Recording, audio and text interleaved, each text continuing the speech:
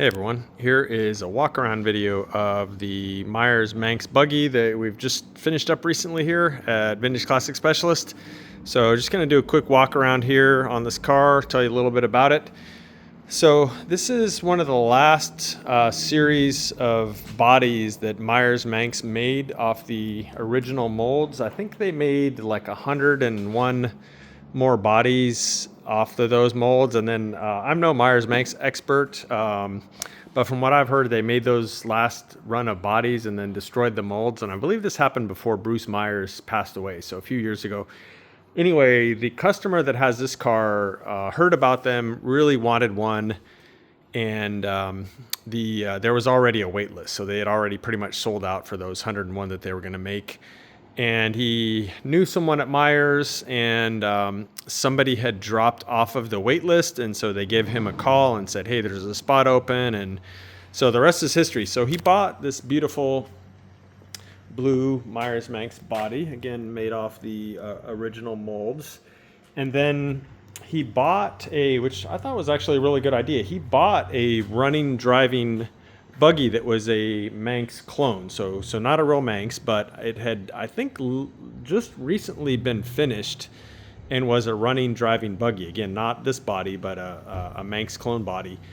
And somebody had gone and built the suspension, and that it was sitting on a chassis that was obviously shortened, had this 1776 motor, transmission, pretty much all the drivetrain and everything was there.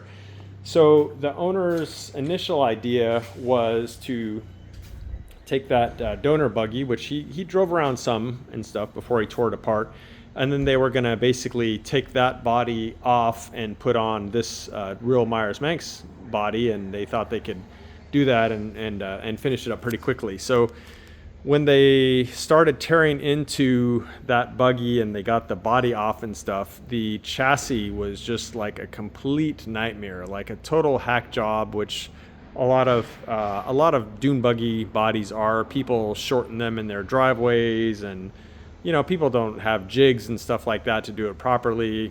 A lot of people aren't very good at welding, frankly. Anyway, the chassis, the pan was just a nightmare, and so he elected to have our friends at Washburn's Metal make him a brand sprinkling new, correctly put together pan to build up his car ultimately. And Brian stays pretty busy over there, so I think there was some delay on getting his new pan and so on and so forth. So by this time, a significant amount of time had gone by from the time he bought the body and the original donor buggy and stuff like that, and at that point he just wanted to get this thing built and realized he may have been in a bit over his head as far as putting it together.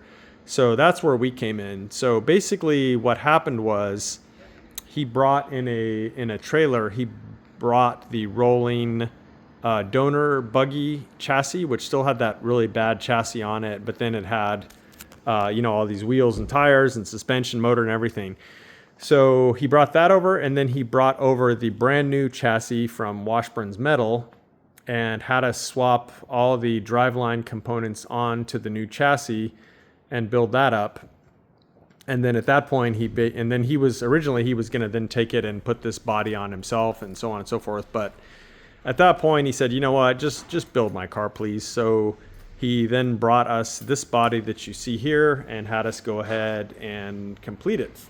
So he took the upholstery and had his upholstery guy, I'm not sure who he is, but do the seats up. I don't know what they were like before. I think they might have just been black vinyl, but did those in this Gulf livery here that you see with the orange and blue, which just looks amazing with the blue body.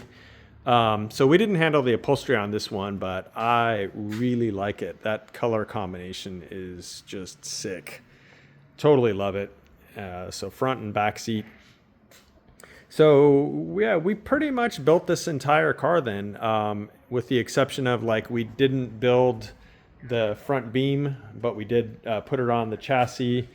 We didn't build his engine or transmission, but of course we put those on the chassis. We assembled all the rear suspension and so on and so forth. He did have a wiring harness which had come off the donor car, but it was it was pretty hacked up, but not surprisingly, having seen the how the chassis was done. But yeah, so we threw that wiring harness out and started with a fresh one and wired it up kind of our way, where everything is very neat and organized up underneath there. And so yeah, what else? He I don't remember what kind of shifter it had on it before, but he found an original Hurst shifter for it. We put that in. This is pretty much the gauge pod that he had before, and we swapped it over onto a new dash to go with the Meyers Manx body. We pretty much had to build a whole support frame for the dash on this car. The ones that Meyers Manx sells that are supposed to fit these cars, at least in our experience, it wasn't even close to fitting. And so we pretty much had to almost make a new dash support frame from scratch almost. So a lot of work went into that. These cars are actually pretty hard to build because, to be honest, the body panels, the hood and stuff like that, it doesn't really fit that great. And then a lot of the parts like that dash support also don't fit that great. So really a lot more fabrication goes into putting one of these together than you might think. We have a lot of time just getting this gas tank to fit right in here with the hood and be, sticking up a right amount to fill it. Initially, it would have been way too low, so we had to kind of prop the gas tank up to raise the filler neck, just stuff like that. The owner did supply these original Lucas lights, so of course we put those on, and then these Dietz lights here for the headlights. He also supplied chrome.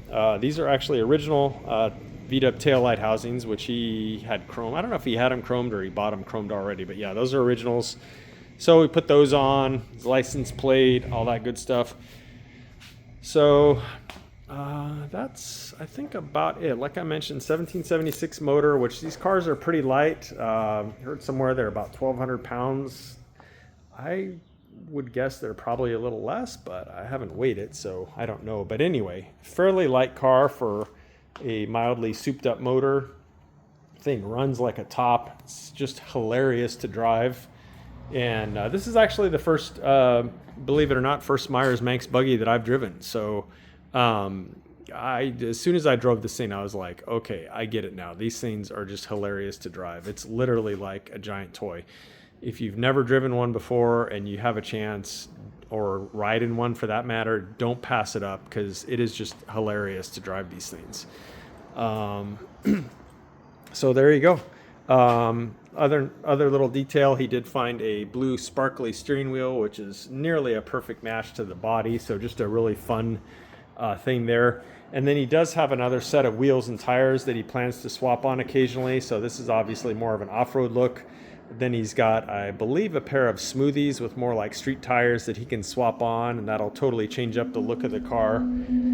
So there you go. That's it. This one is supposed to leave on Monday. So when I film the Day of the Life of Vintage Classic Specialist on Monday, this one will probably be gone. So hope the owner enjoys it. We certainly had fun building it. And if anyone else has a buggy project, we'd love to hear from you. So give us a call. We'll build your buggy Vintage Classic Specialist style with no detail left unattended to. So thanks for watching, guys, and we'll see you again soon. Bye.